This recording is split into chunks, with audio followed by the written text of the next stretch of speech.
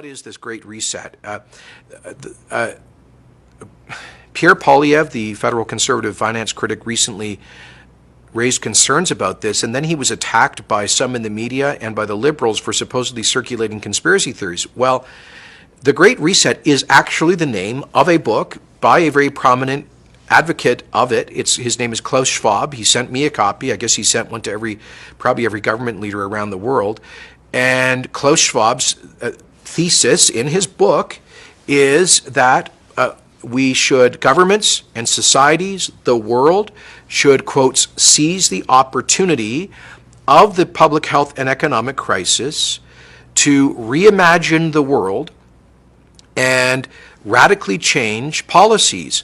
Now, in what ways? I would describe it as a grab bag of left-wing ideas for less freedom and more government, for more government intervention, for policies that would, I think, create massive poverty, particularly energy policies that he is advocating. So Klaus Schwab, by the way, is the president and founder of the World Economic Forum, also known as the Davos Summit.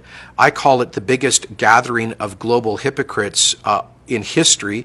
It's a little ski village in Switzerland, and every, I think, February, a couple of thousand super rich people, a lot of billionaires, millionaires, global CEOs, and politicians fly into Davos, men with hundreds of private airplanes. They go into Switzerland, and they spend a week basically lecturing the rest of the world, including especially working women and men, about how they should reduce their carbon footprint.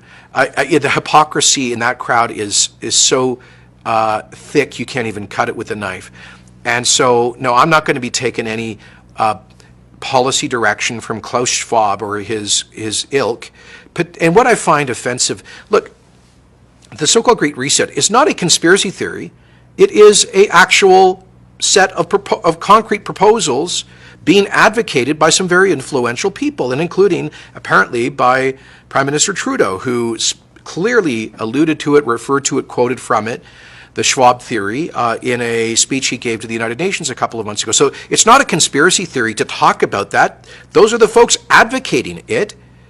And I think it's perfectly legitimate for democratically elected leaders, for me to say, heck no, we're not going to exploit or take advantage of a crisis to advance a political agenda.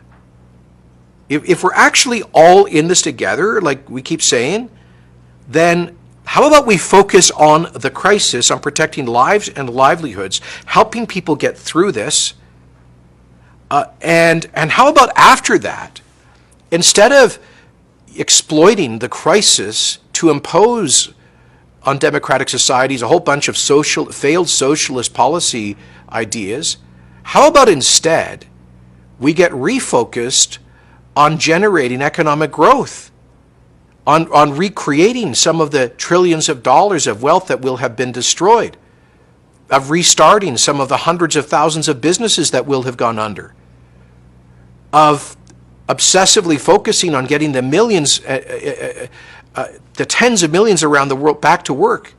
Those who have suffered most in the COVID era have been the poorest around the world. And so the notion that we would then drive them further into energy poverty through Klaus Schwab's policy agenda is, I just frankly find it offensive. So no, it's not a conspiracy, and nor is it a conspiracy theory. I think it's just very distasteful and regrettable that influential people would explicitly seek to take advantage of a crisis like this to advance their own political vision and values.